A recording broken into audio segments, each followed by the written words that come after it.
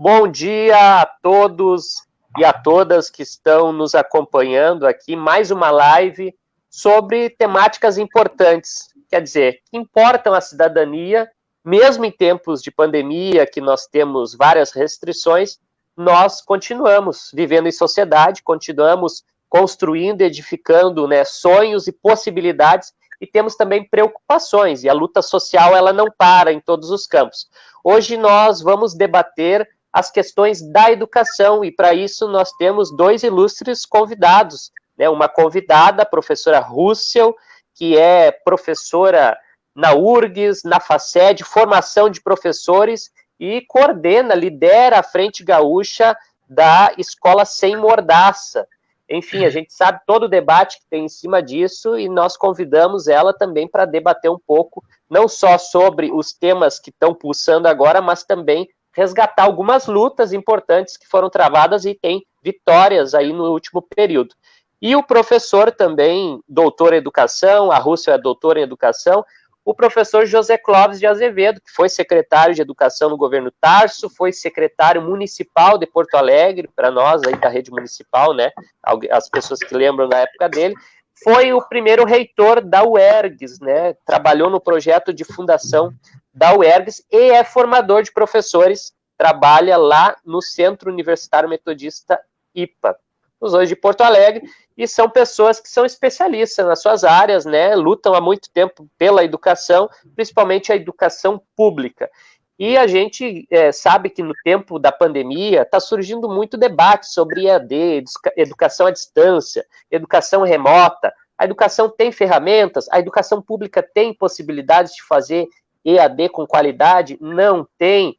Enfim, também o tema do Enem está sendo muito debatido, muito levando à preocupação muitos estudantes, muitos professores, as comunidades escolares do Brasil estão preocupadas com os calendários, né, de todas as provas, as avaliações, vestibulares, tudo que costumeiramente acontecia e que agora tem interrupções, né, e tem que ter interrupções em alguns processos para que se garanta também a igualdade, né, a igualdade na competição, que a gente sabe que existe no Enem, nos vestibulares, para ingresso, principalmente no ensino superior. E também tem um outro debate que é muito importante, que são as condições de trabalho para as professoras e os professores, principalmente no magistério público. Nós temos visto no último período, no Rio Grande do Sul, um ataque violento aos direitos dos professores, das professoras. O governador Eduardo Leite cortou, reduziu drasticamente o difícil acesso, que era uma parte que compunha o salário dos educadores deste estado, e isso em plena pandemia, né, que eles não conseguiram nem se movimentar, não pode ter aglomerações, então, portanto, eles não poderiam fazer paralisação, greve, está tudo parado, então pegou o pessoal de surpresa, foi uma medida drástica, mais uma medida violenta. E também o governador, da mesma forma, os trabalhadores recuperaram a greve feita no último período e não receberam, então a gente vê que mesmo em tempos de pandemia, continuam os ataques ao campo da educação, aos trabalhadores, às trabalhadoras que lá na ponta, na sala de aula, assim como a gente gosta de dizer no senso comum, fazem a educação acontecer.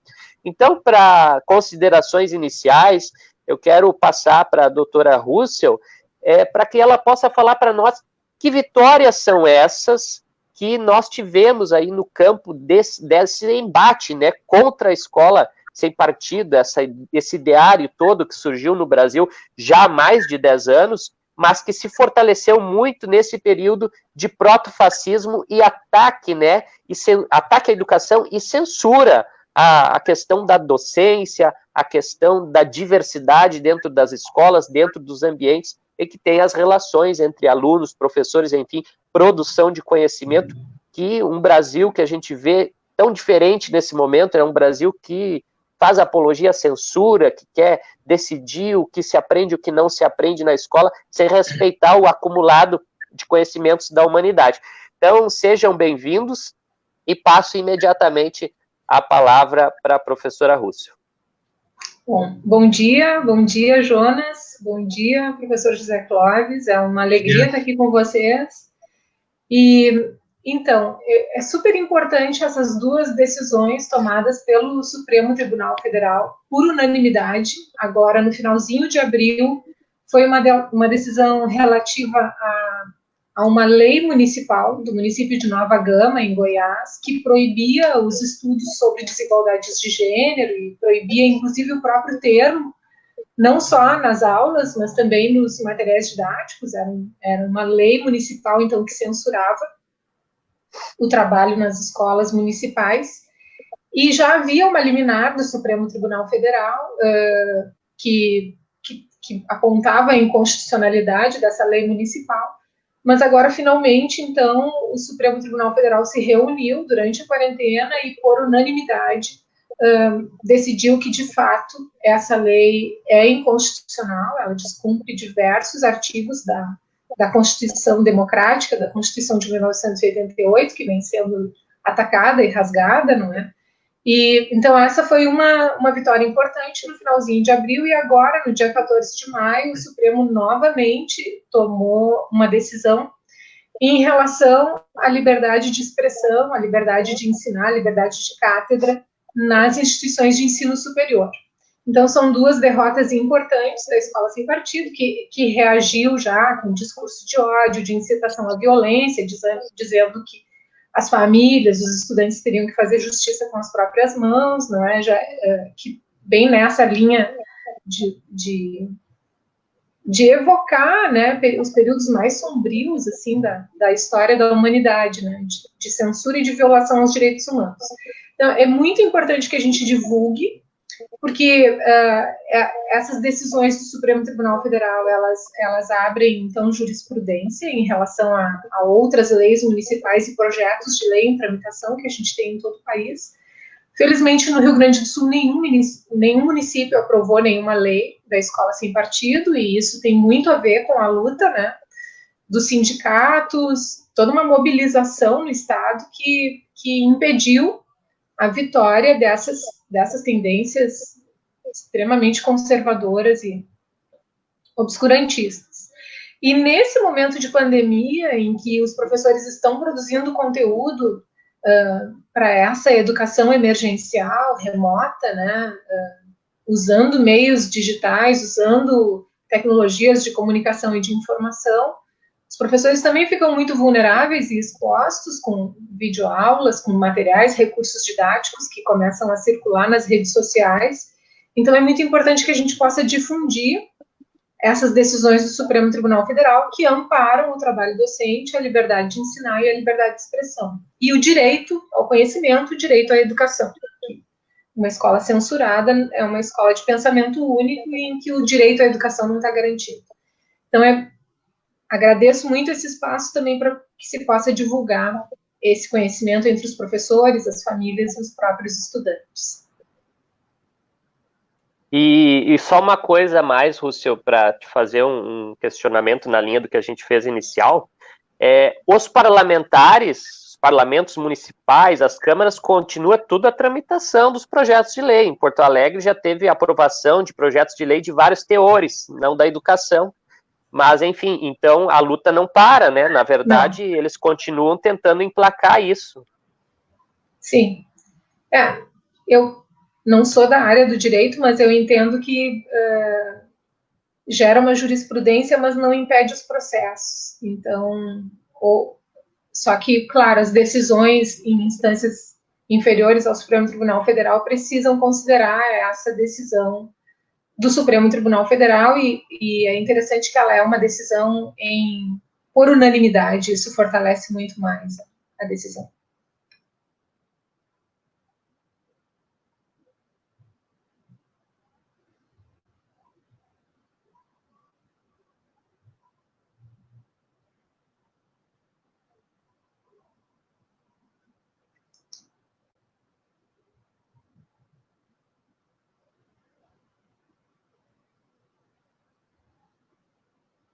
Oi, continuamos no ar. Estamos no ar ainda. Tá. Acabou, o José Clóvis acabou caindo na internet e eu caí sem querer, mas estamos no ar. Tá. Bom, eu não sei se podemos mudar, então, um pouco o tópico, né? ir para o tópico geral da educação em tempos de pandemia, a gente está vivendo um momento que, embora se tivesse muitas perspectivas catastróficas, né, em razão da crise climática, do risco de colapso climático que a gente vive, da destruição de ecossistemas que leva a gente está produzindo uma extinção em massa, né, da biodiversidade. Então, assim, os estudos todos já apontavam que viveríamos crises que ameaçariam a nossa própria existência, né? Mas, claro, tudo isso já estava num cenário de previsões catastrófico, mas quando a gente começa a viver a pandemia, isso tudo, a pandemia parece ser um marco que muda a nossa relação com o tempo e o espaço, daqueles que podem, né, que têm o privilégio, como eu tenho o privilégio de poder trabalhar de casa, né, não são todos que têm esse privilégio, os profissionais da área da saúde não têm, e diversos profissionais de outras áreas aí não têm, e quem está no setor informal da economia também não tem, ou quem está no setor formal da economia com contratos de trabalho muito degradados também não tem esse privilégio, né? Mas a gente está vivendo mudanças radicais na nossa relação com o tempo e o espaço nesses tempos de pandemia, e a educação, né? Ela é muito desigual, e as desigualdades que nós já tínhamos, ela se aprofunda nesse contexto de pandemia. Então, a gente tem mais de 80% das matrículas na educação básica são em escolas da rede pública. As nossas escolas das redes públicas municipais atendem muitos estudantes que pertencem a essa parcela da população, que não é pequena, que é 50% da população brasileira, que vive com até um salário mínimo, um salário e meio, né? Então, é uma população que não tem economias, não é? Porque o que ganha não é suficiente, os ganhos da população trabalhadora, eles não são suficientes para a garantia da dignidade. A garantia da dignidade passa pelos direitos humanos, pelos direitos sociais, pelo direito à moradia, enfim, à saúde, à educação. Então, a gente tem essas desigualdades extremas que se tornam abismais no contexto da pandemia. Então, os professores estão sobrecarregados, como tu disseste, o poder público transfere aos professores a responsabilidade pela manutenção de vínculos, de vínculos com os grupos de alunos e pela manutenção da oferta de atividades que possam ser realizadas em casa, sem que sejam oferecidas condições de trabalho para esses professores e sem que sejam oferecidas as condições de acesso às atividades educativas para os estudantes e para suas famílias. Então, a gente está vivendo um momento muito grave e, além disso, as escolas fechadas, elas deixam de participar na rede de proteção à infância e à juventude. A escola tem um papel super importante como um espaço de observação das situações de vulnerabilidade socioeconômica, de exposição à violência e à exploração de crianças e jovens. E as escolas fechadas, então, elas deixam de cumprir ou cumprem de maneira precária esse papel na rede de proteção à infância e à juventude, né? A gente viu, por exemplo, no estado que a distribuição de alimentação, né, a distribuição da merenda escolar demorou muito para iniciar e iniciou de maneira insuficiente. E muitas crianças, muitos jovens, muitos estudantes, a única refeição garantida era essa, oferecida pelas escolas, que já nos últimos anos não vinha sendo, não eram todas as escolas que conseguiam oferecer uma refeição propriamente dita, né? Seria bom que as escolas pudessem oferecer 3 refeições, e as escolas municipais de Porto Alegre houve tempos que fizeram isso, não é? As crianças passavam o dia na escola com atividades, projetos no contraturno e podendo ter acesso a 3 refeições de qualidade por dia e uma merenda escolar que também incentivava a agricultura familiar, os pequenos produtores, a produção dos assentamentos, né, da reforma agrária, e todo esse ciclo, então, que tirou o Brasil do mapa da fome em 2014, e ele foi sendo destruído rapidamente, né, de 2015 para cá, 2016, mais intensamente para cá, E agora, no contexto da pandemia, a merenda escolar, que ela é muito importante para a vida dos estudantes, né, e das suas famílias, mas também é muito importante para a manutenção desse ciclo produtivo dos produtores rurais, das famílias produtoras, né, que tem esse mercado, costumavam ter esse mercado garantido, quando essa era uma política pública que garantia também uma alimentação de qualidade. Sim. Professor José Clóvis, enfim, falamos de algumas coisas aqui, deu uma quedinha na internet aí, já resolvemos, eu também caí depois. A questão... Sim. E então, a gente falou inicialmente da questão das vitórias contra a escola sem partido, né? A Rússia enumerou as recentes, e é uma batalha que ainda o campo da educação trava, e depois ela falou um pouquinho para nós sobre as impressões que ela tem, as preocupações sobre esse tempo diferente agora da pandemia, os desafios da educação pública principalmente, e a gente gostaria de ouvi-lo também. Então, em primeiro lugar, quero expressar minha alegria de estar aqui nessa live, né, com o Jonas e a professora Rússia, né?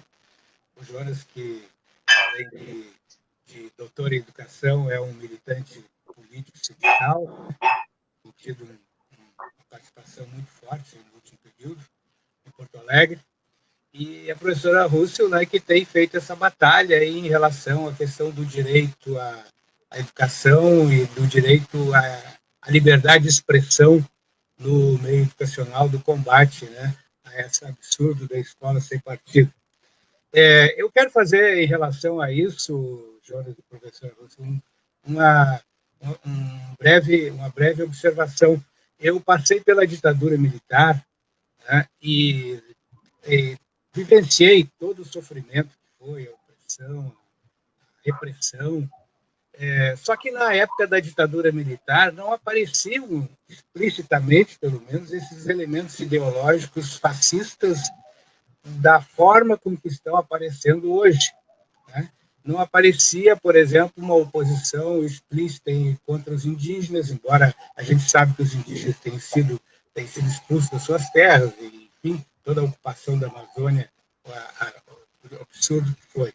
Mas não aparecia esse discurso ideológico fascista tão explícito como nós estamos vivendo hoje. Então, eu não imaginaria que depois de toda a luta que se fez pela redemocratização do Brasil, o processo de construção da Constituição de 88, da Lei de Diretrizes e Bases de Educação, os governos eleitos, o avanço da democracia e mais esse período de combate à fome que teve aí na primeira década do século, né, de tirar da linha da miséria 30 milhões de pessoas, de construir políticas sociais protecionistas, é surpreendente e é frustrante ao mesmo tempo de se chegar a um ponto de voltar não só o desejo e as posturas autoritárias, como todo um aparato ideológico e alguns do plano absurdo, né, anti-ciência, né, como é o caso agora da questão do medicamento, né, e como é o caso de algumas falas do tipo terra plana, né, que nós voltamos à Idade Média em algumas discussões. Isso é lamentável. Mas também eu ouvi agora no final uma apreciação da professora Rússia, né, de uma forma muito objetiva, né, do quadro criado com a pandemia na escola pública, né, e a contradição que é a necessidade de você trabalhar com as novas tecnologias e a situação de caos que vive a escola pública. Mas eu gostaria também de levantar a seguinte questão, que, na realidade, a pandemia ela vem agravar, né, agravar uma crise estrutural existente na sociedade brasileira e, evidentemente, na educação pública também, e, ao mesmo tempo, ela corre o risco de encobrir alguns aspectos da crise estrutural e da crise do próprio sistema neoliberal. Quando se fala hoje na crise econômica, por exemplo, não se pode esquecer que nós terminamos o ano passado com a economia num decréscimo acelerado. Iniciamos esse ano com a economia em decréscimo acelerado também. Portanto, o modelo econômico neoliberal, né, já estava fazendo água antes da pandemia, e agora a grande mídia e o debate oficial atribui todo o problema econômico à pandemia. É claro que a pandemia radicaliza a crise, né, mas ela é estrutural e já estava acontecendo. E, evidentemente, que a educação já estava sofrendo muito com isso também. Então, nós podemos, dentro desse quadro que a professora Russo colocou da escola pública, do caos que é a situação quando não se consegue ter nem aula presencial, nem aula remota, né? Porque primeiro que as pessoas não têm condições técnicas de acessar um sistema remoto para ter aula online, e também porque, além de não ter condições técnicas, né, teria que ter uma preparação muito grande, né, porque é difícil o professor lidar com turmas enormes, né, em situação bastante precária. Eu estou tendo uma experiência, o meu semestre não foi interrompido, e eu estou trabalhando 4 noites por semana com aulas online, né, com 4 disciplinas, e é na universidade, é uma universidade comunitária, mas é privada, nas relações de ensino pago, né? E metade dos alunos, eles não conseguem participar das aulas, né? Por condições técnicas, a gente tem aquele percentual que normalmente falta aula, isso continua faltando, né? E tem aqueles que não conseguem. Então, a presença em aula, a participação em aula, na universidade privada, é de 40% a 60%. Né? Então, isso mostra que no ensino básico é caótico, né? Não tem mesmo condições. E o mais racional seria redimensionar, já ter redimensionado as atividades letivas em termos de tempo, porque não tem por que a educação ficar subordinada ao ano civil. Né? As aulas poderiam muito bem ter sido suspensas e ter se planejado atividades mais leves com os alunos, com aqueles que teriam condições, pelo menos, de ter algum tipo de atividade, e não causar esse prejuízo todo, porque se o ano letivo for referenciado nessas condições, fica plasmado ainda mais a diferença social daqueles que têm acesso à educação remota, né, e aqueles que não têm. E é claro que na rede estadual a situação é muito mais grave. Vejam bem, eu fui secretário de Educação. Quando eu assumi em 2011, o salário do professor para 40 horas, salário básico, era 700 e poucos reais. Não chegava a 700.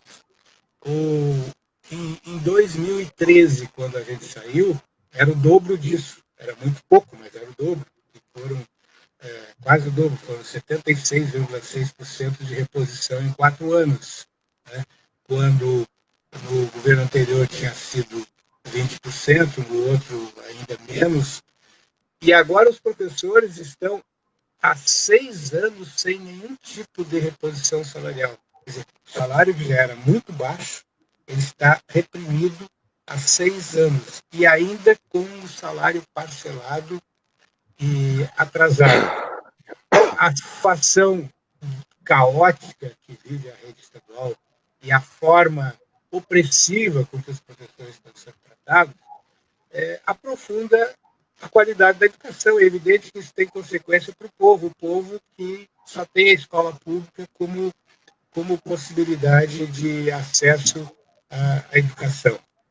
Então, essa situação, ela toma um vulto ainda muito mais caótico, né, com a pandemia, que vem agravar a situação de caos já existente na educação do Rio Grande do Sul.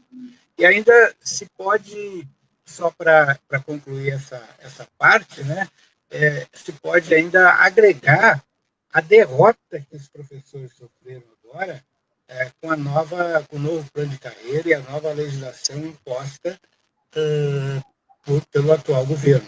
Quer dizer, o que foi feito com os professores pelo governo Leite foi uma grande perversidade, que está sendo ainda muito pouco discutido. Imagina um professor que trabalhou 35 anos e fez pós-graduação, se aposentou, né, com salário de topo da carreira, pelo plano de carreira, R$ 5.600. Agora, ele tem uma parte desse salário congelado, porque são as vantagens que ele teve durante os avanços que ele teve, né?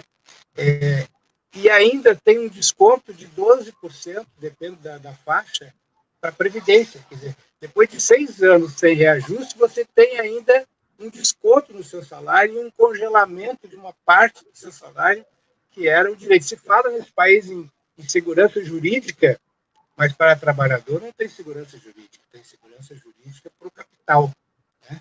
E nessa questão da tecnologia, é muito claro isso, né? O que significa o avanço do privado. Outro dia eu estava conversando com uma pessoa bem simples, uma pessoa religiosa, né? E falando sobre o custo da internet, o custo de telefone, e ela me disse uma coisa assim que foi impactante para mim. Uma pessoa bem simples, com escolaridade baixa, disse: professor, quem é que disse que eles teriam o direito de privatizar o céu? Pois eles privatizaram o céu. Quer dizer, a internet, que deveria ser de livre acesso, né, é muito cara.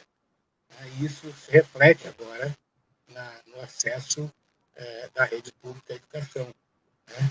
É caríssima, quer dizer, telefone, internet, as ondas magnéticas que são da natureza, estão todas privatizadas. Então, é muito difícil você ter um sistema de educação pública de qualidade, e por mais que os professores trabalhem, com uma perseguição feroz aos professores. Vê agora o que está sendo aprovado hoje, está sendo discutido hoje entre os governadores e o presidente, né? Que a ajuda aos governos do Estado está condicionado à suspensão de qualquer tipo de reposição salarial aos funcionários públicos no próximo período. Então, esse quadro realmente é muito grave, e a gente não pode pensar um projeto de nação sem um sistema educacional público de qualidade. Nós estamos destruindo o nosso sistema público de educação. Assim, vou ler alguns comentários aqui, depois a gente lê outros. A deputada estadual Sofia Cavedon nos acompanha, deixou um comentário. O deputado estadual também pelo PT, Jefferson Fernandes, também deixa uma saudação para nós aqui. A Sofia diz o seguinte: há um empobrecimento, endividamento e desrespeito tão grande aos professores estaduais que seu instrumental para reinventar a educação nessa pandemia fica restrito. Manter o vínculo pedagógico e mesmo estudar, que condições temos, né? Parabéns pela sensibilidade ao Zé Clóvis. A Cíntia Meyer, a Cíntia Bordini, que é professora da MF Monte Cristo e também professora estadual, diz o seguinte: o vírus Covid-19 escancara que temos que retomar as bandeiras do século XX. A internet, na sua proposta original, era gratuita. E a professora Rosmari, lá de Juí, manda um abraço, saudações, um debate muito bom. Maristela Marques, também de Santo Ângelo, ótima iniciativa. O Alexandre Machado, que é professor da Restinga, também estadual e municipal, saudações para nós aqui. Enfim, depois eu leio mais comentários. A Amanda Cardoso, a Carmen Lago, que é professora também na 5ª unidade, lá da Zona Sul. E o que ocorre? O Brasil precisa analisar, dentro disso que vocês falaram, que não democratizou o acesso à internet. Saiu uma pesquisa recente que 70% dos alunos e alunas da região norte e nordeste do Brasil não têm acesso à banda larga, à internet, ou não têm recursos para acessar. Portanto, a instalação do EAD na educação pública lá é restringir uma minoria de 30%, 20% das pessoas, né, o acesso a esse conteúdo, a esse conhecimento nesse tempo. Então não tem infraestrutura. A educação não está preparada com uma infraestrutura para democratizar via web o acesso ao conhecimento, mesmo que possa ter aplicativos, softwares, enfim, que realizem essa relação professor-aluno com os conteúdos. Mas então, dentro disso, a gente vê um outro problema. Além de as pessoas não terem acesso amplo à internet, também tem as condições de trabalho dos professores estaduais. Por que estaduais? Porque o ensino médio no Brasil, historicamente, ele é a maioria das redes estaduais, são as responsáveis pelo ensino médio. E quando tu ataca as condições de trabalho desses docentes, tu ataca as condições de produção de conhecimento, das relações docente-discente, elas são afetadas. Então, tu tem hoje uma rede estadual que até ontem, iria fazer o Enem na data, agora já resolveram pelo adiamento, felizmente, né? Ainda falta passar, claro, na Câmara. Mas, enfim, o adiamento do Enem é crucial, por quê? Porque tem os professores que não tiveram processo formativo em EAD. Os professores, eu digo por mim, eu sou professor da rede pública municipal, ensino fundamental, educação infantil, poderia estar no ensino médio, mas não estou, mas é o caso de 2 escolas nossas de ensino médio. Esses professores não tiveram formação, eu não tive formação para atuar no EAD. O EAD é uma modalidade, é uma ferramenta importante, claro, ajuda a democratizar, mas amplamente as pessoas não sabem lidar com as ferramentas. Nós temos professores, inclusive, com a condição salarial do estado do Rio Grande do Sul, que não tem como pagar um pacote de internet adequado no interior. E a gente sabe que ainda o interior do Rio Grande do Sul tem certas precarizações. Então se nós estabelecermos isso a nível estadual, nós vamos ter um fosso de desigualdade cada vez mais se ampliando. Nós vamos ter, né, uma pirâmide social que vai se aprofundar, ela vai ampliar a base da sociedade se o Estado não vier com força. Portanto, o papel do Estado nesse momento ele é importantíssimo em cuidar para que tenha equidade e igualdade. Então, os conselhos de educação, por exemplo, que é uma coisa que nós queremos trazer aqui para o debate, tem que ficar atentos a isso, para que todos os alunos e alunas tenham aquilo que está garantido na Constituição e na LDB, que é o direito de acessar a tudo da forma que o Estado propõe. Então, a gente fica muito, muito preocupado porque algumas redes não estão olhando para isso, não estão observando, né, como dizem a professora Rússia e o professor José Clóvis. Então, quero passar para a Rússia, eu poder comentar um pouquinho isso, de como também o direito à educação no Brasil é cotidianamente uma luta. É uma luta, nunca está garantido, a gente está sempre, né, lutando, sempre fazendo um movimento coletivo em busca de que realmente a democratização do acesso ao conhecimento aconteça.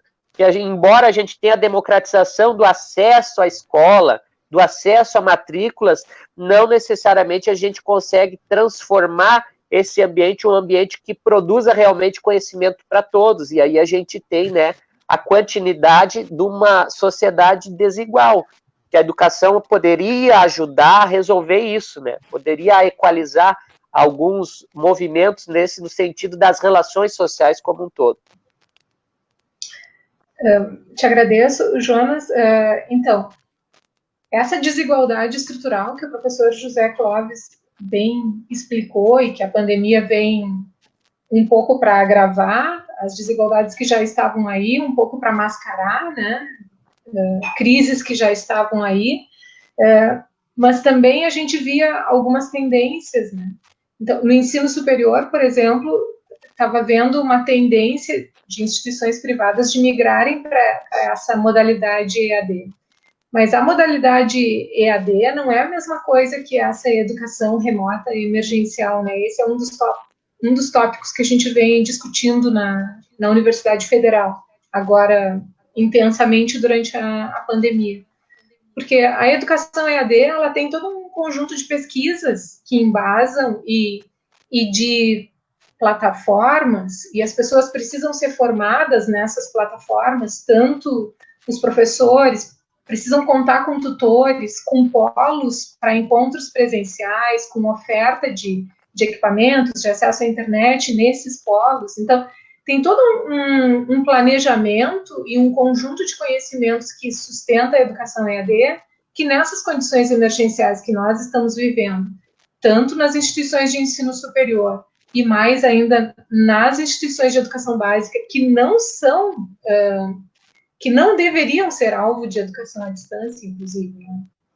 A educação à distância ela precisa ser usada, conjugada à educação presencial e com muito estudo. Então, isso que a gente está vivendo não é EAD, são estratégias emergenciais assim dessa educação remota, porque não se tem todos os elementos. Mas mesmo a EAD, com todos os elementos que visam garantir qualidade, ela tem uma evasão muito grande.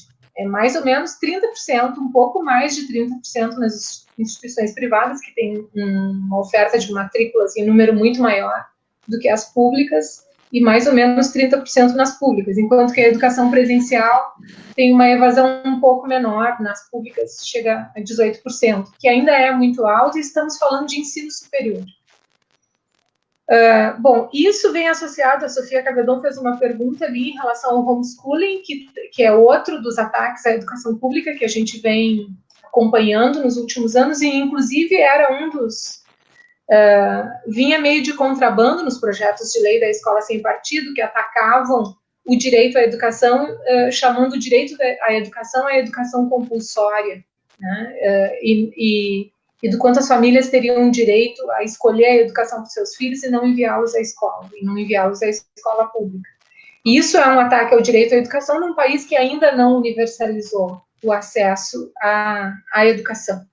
E o homeschooling, bom, a gente está vendo a situação, a sobrecarga, principalmente das mulheres, né, que são as principais responsáveis pelos cuidados das crianças e pelo acompanhamento das inúmeras tarefas, então, que as crianças vêm recebendo agora nas escolas, principalmente nas escolas privadas, e a dificuldade dessas mães trabalhadoras de conciliar seu trabalho profissional com as inúmeras tarefas de cuidado, quando a gente não pode enviar as crianças para as escolas, para as creches, contar com outros apoios.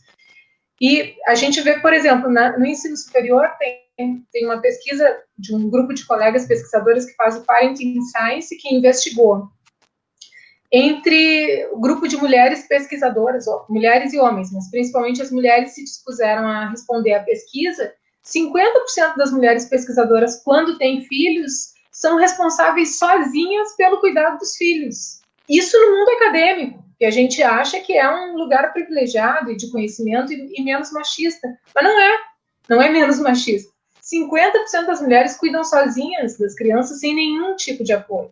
E aquelas que têm condições financeiras de pagar por algum apoio acabam explorando um trabalho degradado de outras mulheres que vão prover esse apoio e deixar seus próprios filhos sem os cuidados necessários para cuidar dos filhos de outras mulheres, para poderem receber uma remuneração mínima que não garante, que não é suficiente para uma existência digna e que está só no nível da sobrevivência. Bom, então, o homeschooling, né, que a gente está vendo na pandemia, o quanto ele é difícil para que eu vejo, assim, colegas professoras que têm formação para acompanhar o trabalho dos filhos e que não aguentam mais a pandemia, porque, né, sobrepõem esse trabalho doméstico que as mulheres já têm, pelo menos 10 horas a mais de cuidados com a casa e com os filhos e com pessoas enfermas e com pessoas idosas, né?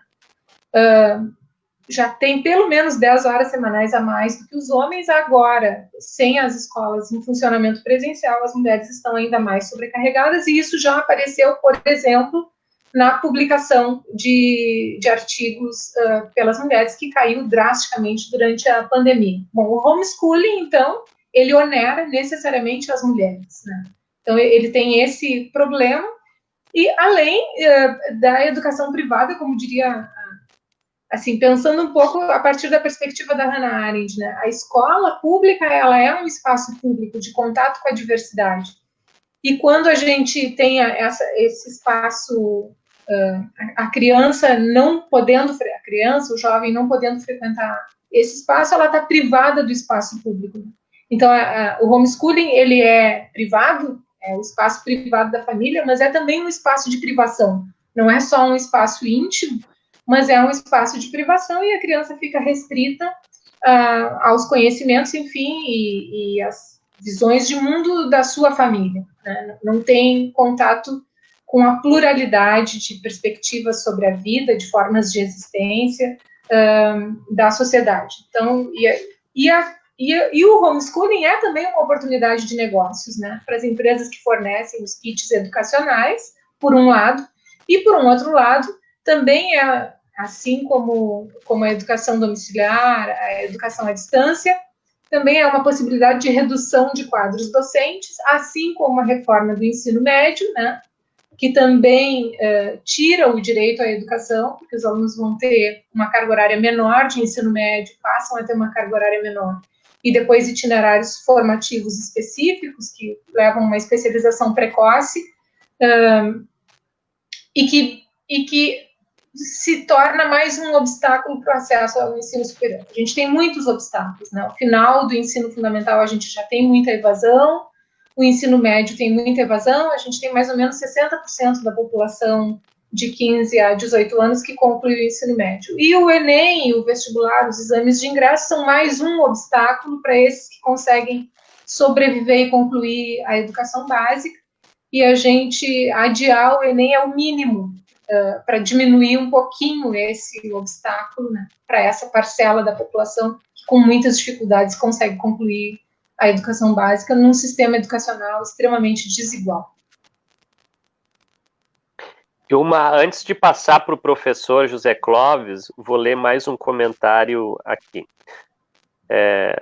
A Rita coloca o seguinte: é verdade, eu também não me considero apta a organizar aulas EAD. A Cleve coloca o seguinte: o acesso no interior de cidades médias para o professor é mais barato que na capital, a internet. Nas cidades menores, além do preço, tem-se ausência ou precariedade da oferta de serviços. O governo federal teve políticas públicas para isso. Banda larga, de internet nas escolas, telecentros e pontos de presença para as comunidades, que inclui os alunos. Tudo está sendo desmontado, tudo foi desmontado. A sociedade civil resolve muitos casos melhor que o Estado. Escola Municipal do bairro São Caetano, Caxias do Sul, tem internet paga pelo padre. Marisa Beck manda um abraço. Luciana Coronel também. Clair Gabana, que é a nossa colega também no município. Mônica Ror também, a Mônica Ror, professora do município, lá na escola Neuza Brizola. Inclusive, a Neuza Brizola é uma escola, um exemplo de escola desmontada no governo Marquesan. E o governo Marquesan, essa escola tinha tempo integral. Agora não tem mais tempo integral com professores efetivos. Então, um tempo integral vai ser com paliativos, ou seja, oficineiros, contratados por uma empresa terceirizada. Esse é um outro tema importante para nós aqui, porque a pandemia abre espaço para os governos fazerem outros contratos, inclusive com dinheiro do Fundeb, né?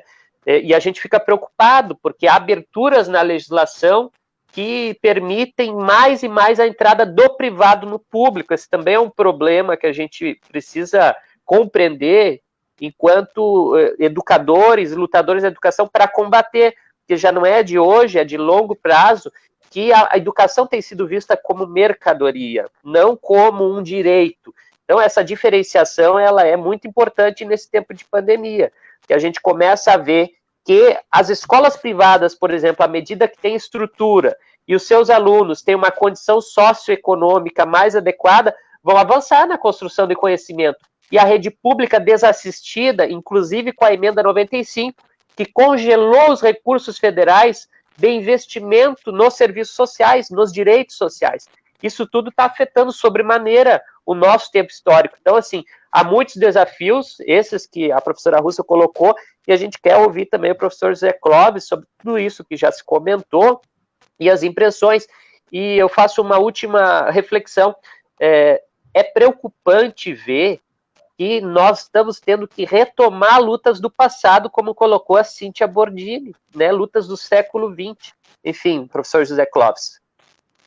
De fato, um momento de muitas encruzilhadas nós estamos vivendo, né?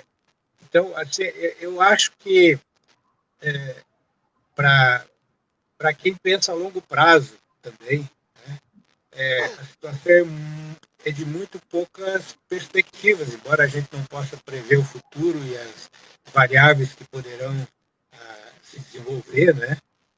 Os conflitos e contradições que possam gerar novas saídas.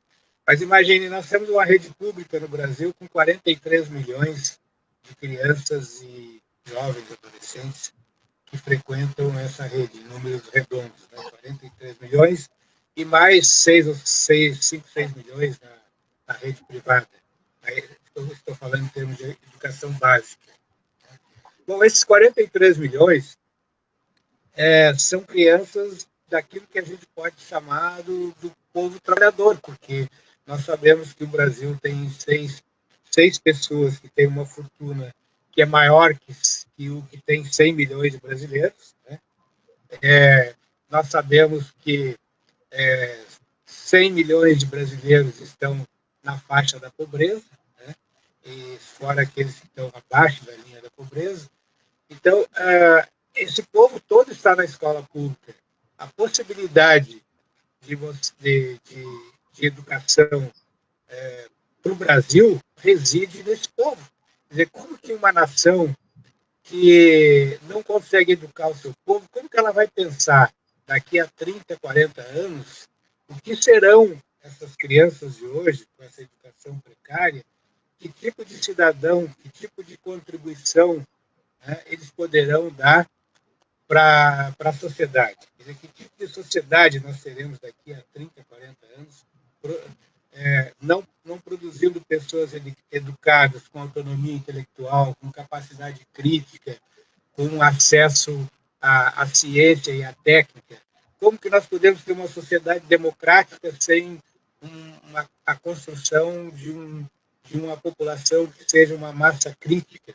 Como que nós podemos ter um volume de ciência, né, sem que a população seja uma massa crítica produzida por um sistema educacional? E isso não se constrói de um dia para o outro, isso se constrói com gerações, né? Tem o exemplo da Coreia, por exemplo, que até os anos 80 era um país super pobre e atrasado, e que resolveu fazer um projeto educacional para 30 anos, que deu um salto de qualidade, né? Um salto enorme de qualidade, né? Que nós todos sabemos. Isso do ponto de vista de uma sociedade capitalista, de uma sociedade de classe. Não estou falando aqui em nenhum processo de transformação radical da sociedade, dentro do próprio ponto de vista de uma sociedade minimamente equilibrada, né, com um Estado protetor. Então, nós precisamos de um Estado que, de fato, proteja essa população. Esse momento é o momento que mostra assim, quanto um Estado protetor, um Estado que protege socialmente o seu cidadão, ele é importante. É claro que é elogiável que o padre lá de Caxias, né, que ele pague a internet e resolva o problema da escola, mas esse não é a solução. São políticas públicas de um Estado que, de fato, tenha compromisso social, compromisso de proteger o seu cidadão. Né? Então, o fato das escolas não terem infraestrutura, porque se tiver equipamento, aí não tem infraestrutura, se tiver infraestrutura interna, não tem rede, né? É um conjunto de deficiências que impede que uma situação como essa seja enfrentada. E, ao mesmo tempo, eu acho importante fazer essa distinção entre educação à distância, planejada, né, organizada, isso que a professora falou, né? É diferente, né, de procurar soluções imediatas para uma crise como nós estamos vivendo. Então, já se teve tentativas, né, de criar condições para o start, né, de políticas de comunicação. Eu lembro quando eu estive no governo, que nós fomos ao Uruguai conhecer o projeto lá no Uruguai. O Uruguai, em 2008, 2009, já tinha internet democratizada para todas as escolas. E todos os alunos tinham laptop. Né?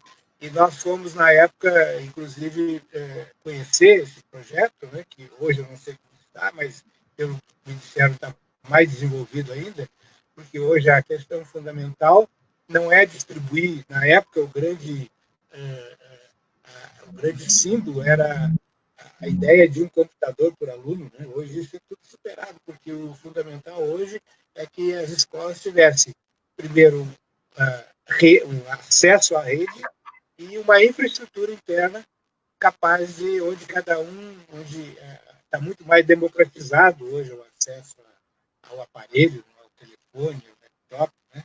É diferente daquela época.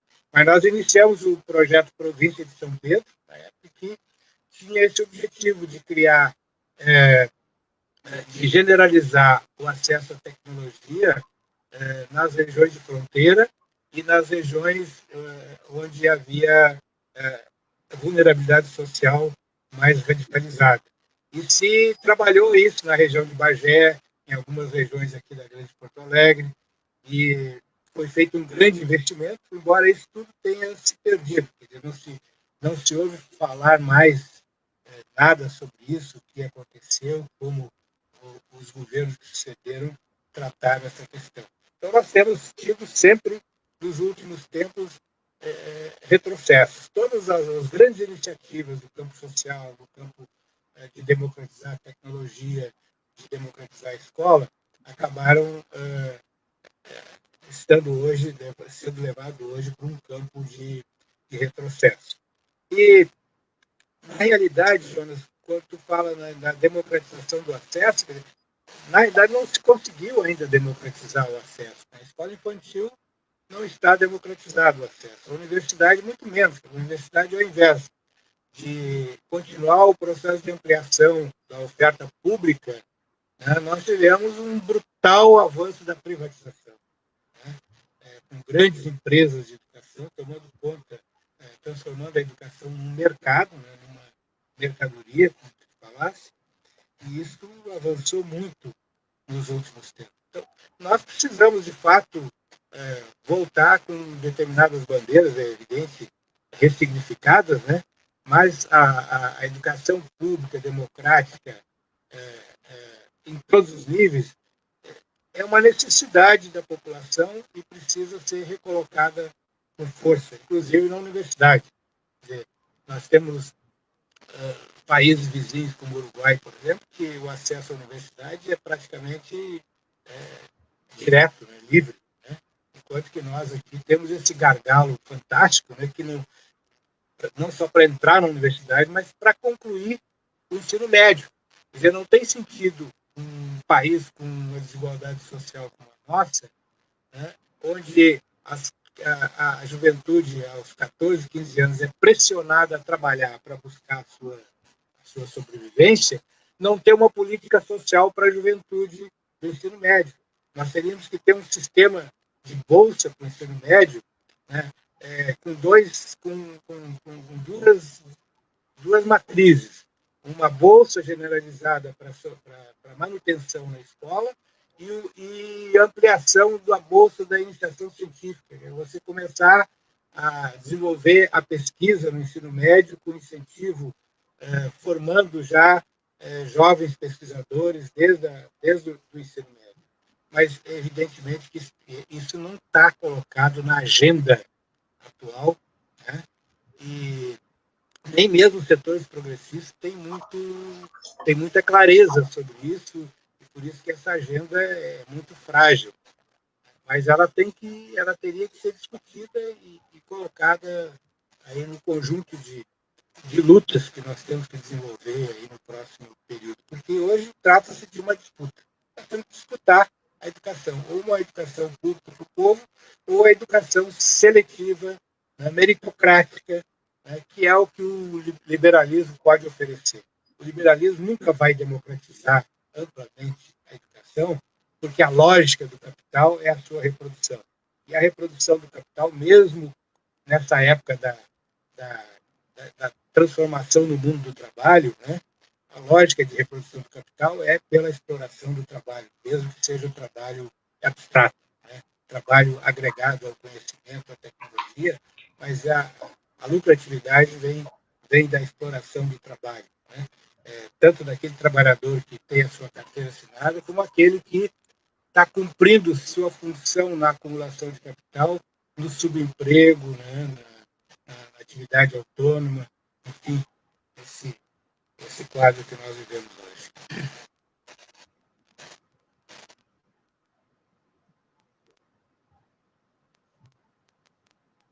Não estou ouvindo. Sem som. Ah, agora liguei. Tá, desculpe.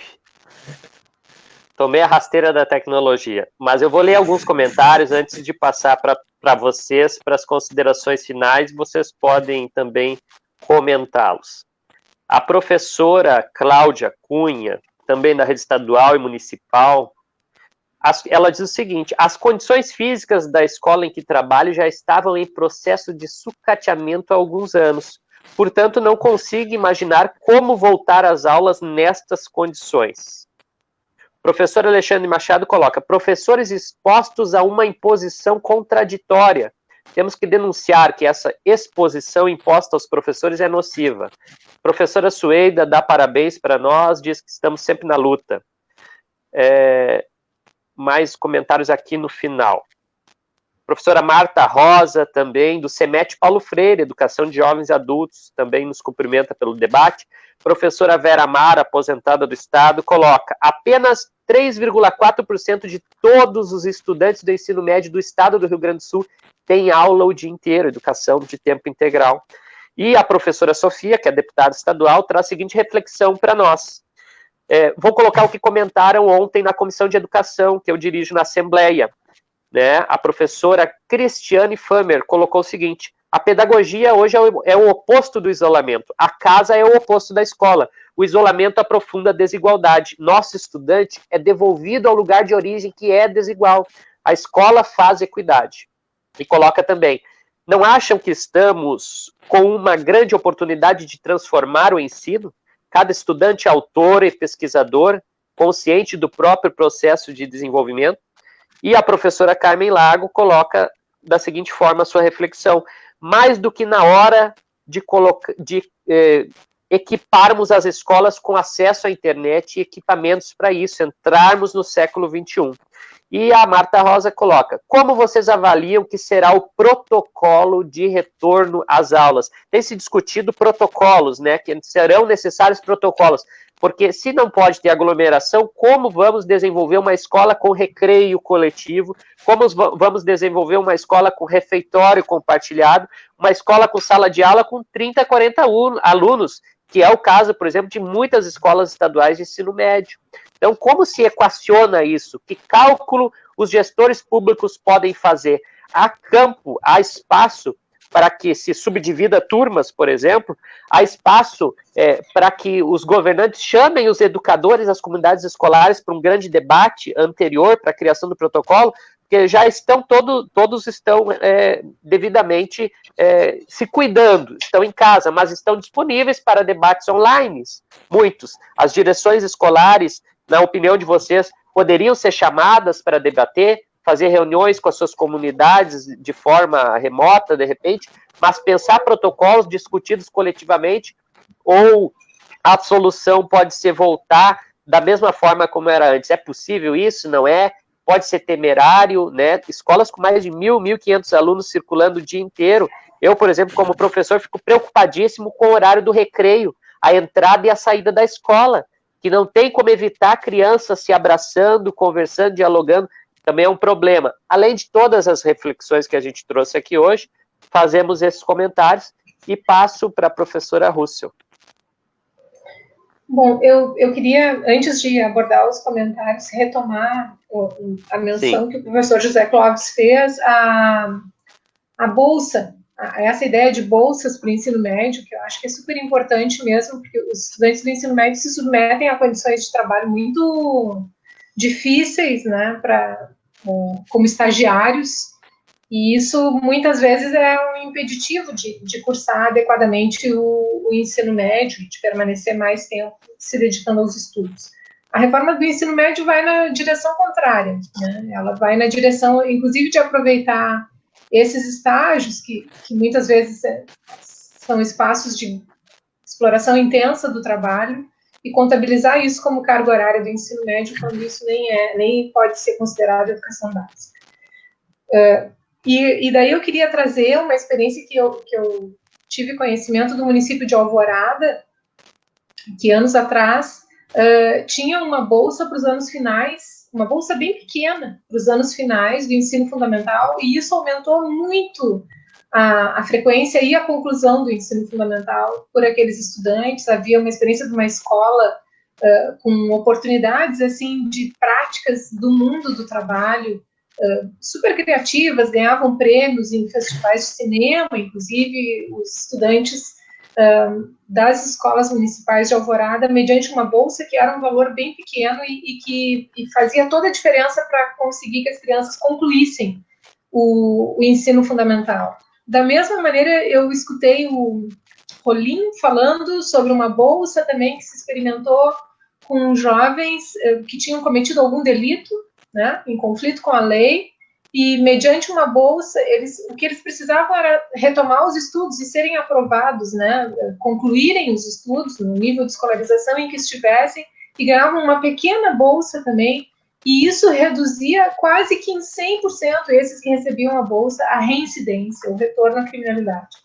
Então, assim, essas políticas, né, de redistribuição de renda, porque, na verdade, a população que mais paga imposto no Brasil é justamente essa população trabalhadora mais pobre, que paga imposto quando compra comida, né, que é só o que dá para comprar com o que ganha, e uma comida insuficiente, precisa de políticas do Estado, né, que devolvem políticas públicas. Então, acho que essa ideia da bolsa, ela seria muito importante de ser levada adiante, e eu acho que nesses tempos de pandemia, que a gente está vivendo o tempo e o espaço, a relação com o tempo e com o espaço de maneira distinta, né, e talvez essa pandemia ela esteja encerrando o século XX, e enterrando, inclusive, algumas das nossas conquistas do século XX, né? Acho que o que a gente não vai voltar depois desse isolamento social para a vida que tínhamos. Provavelmente a gente está diante de um cenário de incertezas e de perspectivas muito difíceis, mas ao mesmo tempo eu fico pensando que muito desse cenário horroroso que a gente está vivendo, ele foi engendrado por umas ideias absurdas e mentiras, né? E ele se sustenta muito atualmente, não só no Brasil, mas no mundo, em mentiras, como os terraplanistas são o exemplo mais conhecido, mas, enfim, a gente vê o quanto as mentiras elas têm dado sustentação para políticas públicas de absurdo e de desmonte de direitos, né? Eu também fico pensando que a gente pode começar a imaginar, confiar na nossa capacidade de construir novos cenários a partir de outras formas de pensar e de narrativas, e realmente precisamos disputar esses projetos de sociedade e de vida com outras narrativas.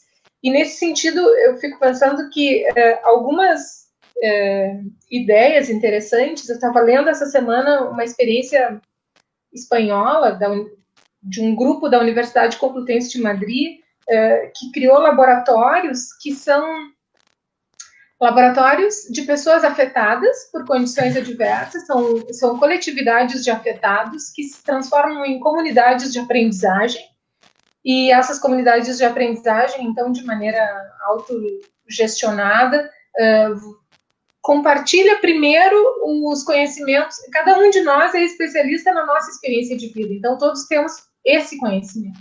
Então, cada um compartilha a sua experiência de conhecimentos em relação àquilo que está sendo afetado, e a partir daí se constroem, então, experiências e propostas, protestos e propostas de ação e experiências, e a metodologia é de registro das experiências de protesto e de proposta e de interlocução com o poder público no sentido de pressionar por políticas públicas mais inclusivas, que atendam a todos e inclusive de reivindicar por direitos reconhecidos e que não são cumpridos por meio de políticas públicas, mas também novos direitos decorrentes das transformações da sociedade e da própria tecnologia, né? Eu acho que a gente está vivendo um momento muito, muito duro, né? As escolas estão sucateadas, as condições de trabalho dos professores são muito difíceis, as famílias estão vivendo uma situação terrível, né? De desemprego crescente e a perspectiva é de aumentar ainda mais, mas a gente precisa lutar por algumas boas ideias que surgiram e iniciativas que surgiram também nesse contexto de crise, né? Entre elas, uma ideia que surgiu, o Ministério Público, inclusive, estava defendendo, era da ocupação de espaços públicos que estão fechados por causa do isolamento social, para a habitação das populações moradoras de rua, por exemplo, para terem acesso à cozinha, à água, para manter a higiene pessoal, ou hotéis, ou imóveis desocupados, né? Para atender essa população que vive em áreas densamente ocupadas e sem acesso à água, sem acesso às mínimas condições sanitárias. Então, a gente precisa fazer circular essas boas ideias, porque a gente também está numa disputa cultural importante. Eu imagino que meu tempo já acabou, são muitos tópicos, né? Eu queria só agradecer por estar aqui, mas eu acho que é momento de escuta. E a gente já viveu em Porto Alegre, né? Essa experiência do orçamento participativo, do povo ter voz.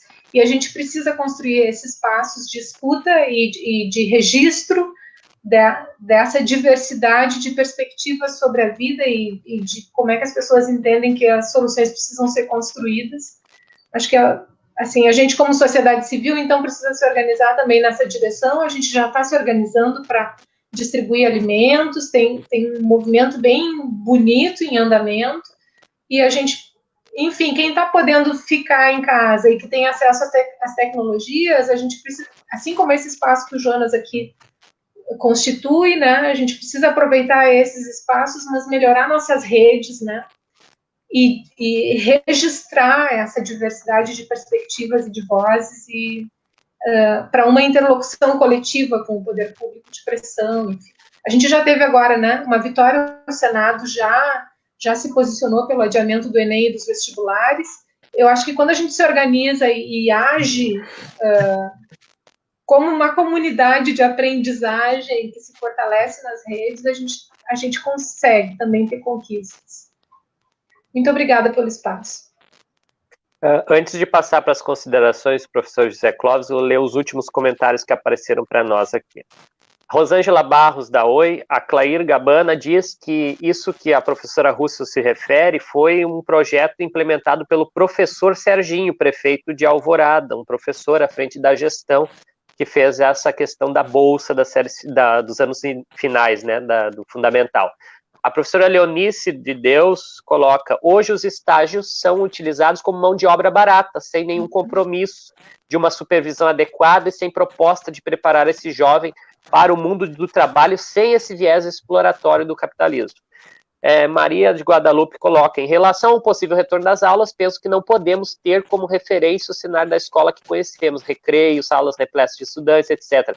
Precisamos debater muito, tentar construir alternativas. Professora também, né, aposentada do município de Porto Alegre, a Guadalupe.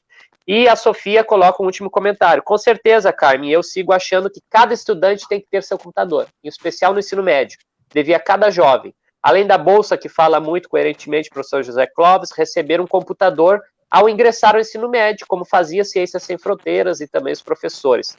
Maria de Guadalupe, o vírus vai continuar presente e a perspectiva de vacina ainda está muito distante. Desafios, enfim, e considerações, professor José Clóvis. Eu acho que nós não temos ainda muita perspectiva, né? De como que as coisas vão se desdobrar aí no próximo período, se vai surgir uma vacina, se não vai surgir, quanto tempo nós vamos ficar no isolamento. Isso é uma tensão muito grande, né? Que nos coloca. E evidentemente que para educação é muito mais preocupante, porque talvez seja o último setor que possa voltar próximo da normalidade, né? Porque é reunir muita gente, né? Muita gente junto no mesmo local e tal. E é agregado a essas condições que nós acabamos de ver. O problema é que ao disputar um projeto educacional, nós temos que disputar também o espaço de Estado. Se nós não tivermos na gerência do Estado políticas públicas que venham responder a essas questões, né, nós não vamos avançar. E para que a gente tenha direção no Estado, do Estado, para o Estado ser um Estado protetor, é preciso que a população queira isso. E hoje nós temos uma grande dificuldade de fazer um debate que seja acessível para a maioria do povo. O nosso povo hoje ele continua sendo informado pela grande mídia ou por setores, mesmo aqueles que têm acesso à rede social, sendo pulverizado por informações inverídicas, né, por debates falsos. E aí é um grande problema. Se a gente não conseguir criar uma espécie de articulação entre todos aqueles que têm um pensamento crítico, que têm uma visão humanizante da sociedade, que têm uma posição de rejeição a esse sistema excludente, né, que essa forma excludente do neoliberalismo que financiarizou a economia, fica muito difícil, porque hoje a grande massa de pobres e empobrecidos, né, eles não têm acesso a um debate esclarecedor, um debate que os transforme em sujeito político, como os principais interessados em transformar essa realidade. Então, esse é o nosso desafio, de buscar experiências articuladas, concordo com as novas experiências não tão novas assim, mas que foram importantes, como a própria experiência da democratização da cidade de Porto Alegre, né? Não só da educação, mas do seu conjunto. Eu estava há pouco olhando aqui, antes da nossa fala, esse livrinho aqui que nós fizemos em 2000, depois saiu em 2004, né? A gente está vendo aqui a opinião de diversos pesquisadores de diversas regiões do Brasil, né? Comentando, na época, o significado que tinha a experiência para quem estava fora daqui. E acho que temos que voltar a esse debate, não para reproduzir mecanicamente uma experiência que já houve, mas buscar as referências de possibilidades que nós temos de criar novos quadros. O orçamento participativo, por exemplo, foi uma coisa sensacional, porque através dele o poder público pôde conversar de fato com o povo. Quantas lideranças se formaram no processo de orçamento participativo? Quantas mulheres se libertaram, né? Porque as mulheres eram a grande maioria das participantes do orçamento participativo, eram mulheres, né? Se transformaram em lideranças, se realizaram como cidadã, né, e como ser humano. Então, nós temos que aproveitar, inclusive, o momento eleitoral, né, que nós vamos viver agora, para fazer esse debate, o debate de projetos. Né? Debate de projetos, porque a educação ela não se resolve sozinha, ela precisa estar linkado a uma visão mais ampla de sociedade, e aí nós temos lados, né, que a gente precisa compreender. Mas eu quero, apesar do caos que a gente vive hoje, da própria tensão pessoal minha, de estar preso dentro de casa, né, e trabalhando muito, que eu estou trabalhando muito mais para tentar fazer alguma coisa pelos meus alunos, né, apesar dessa tensão e dessa solidão, né, que a casa da gente se torna, eu tenho esperança. Né, quero semear desesperança. A gente já passou por muitas coisas difíceis, né, por muita situação extremamente desfavoráveis, e nós podemos vencer esse quadro e sair numa nova situação que permita construir alguma coisa melhor. Muito obrigado aí pela convivência de vocês, obrigado por todos aqueles que participaram aí do nosso debate, né, e cumprimentar aí o Jonas pela iniciativa gente fazer esse encontro. Obrigado. Um abraço para vocês. Obrigado, professor José Clóvis, professora Rússel, pela sensibilidade de vocês, né, no trato desses temas tão importantes e pelo empenho de vocês, que não cessa nunca, né, pela educação, pelo acesso à educação, pela defesa do direito à educação, tanto em Porto Alegre, a questão gaúcha, Brasil. Nós temos aí um fardo do tempo histórico, como diriam alguns teóricos, pesado. Mas, como diz o professor José Clóvis, é preciso esperançar, né, nesse verbo freiriano, e inclusive a nossa live hoje, ela é uma live que faz a denúncia, mas faz o anúncio. Vocês viram várias possibilidades que já foram implementadas, outras que podem vir a ser implementadas para que se garanta isso de fato, que é o acesso ao conhecimento para todas e todos, que se busque realmente a igualdade, uma sociedade menos desigual, com justiça social. Esse é o nosso objetivo, é um dos ideais que nos identifica, por isso estamos os três aqui, né? Nós temos uma identidade com a questão dos direitos humanos e, enfim, vocês ficam todos convidados e convidadas para amanhã estar conosco novamente.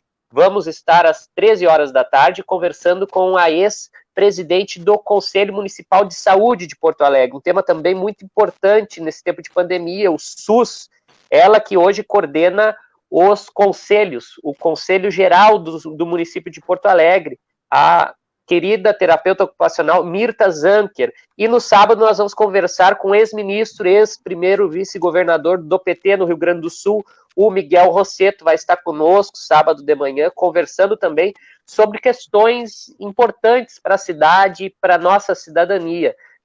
Seguimos com esse canal, vocês podem entrar lá no canal do YouTube, Professor Jonas TV, se inscrevam lá, nós vamos colocar muitos materiais, muitos debates importantes para que a gente possa manter o diálogo e você pode também mandar um WhatsApp para a gente com temas que você quer ver em debate aqui, polêmicas. Nós queremos aqui trazer pessoas que conhecem, que sabem e que também já fizeram disputas na sociedade, que fazem disputas hoje para que realmente a gente tenha relações sociais saudáveis. Então, mais uma vez, agradecemos o tempo despendido, disponível de vocês para esse debate hoje, a doutora Rússel e o doutor José Clóvis. Desejamos que logo a gente se encontre presencialmente, superemos coletivamente esse difícil, né, episódio histórico da humanidade, que é a pandemia da Covid-19, que está levando muitas vidas, e isso a gente não deixa de lamentar aqui no final da nossa live. Um abraço a todas e todos.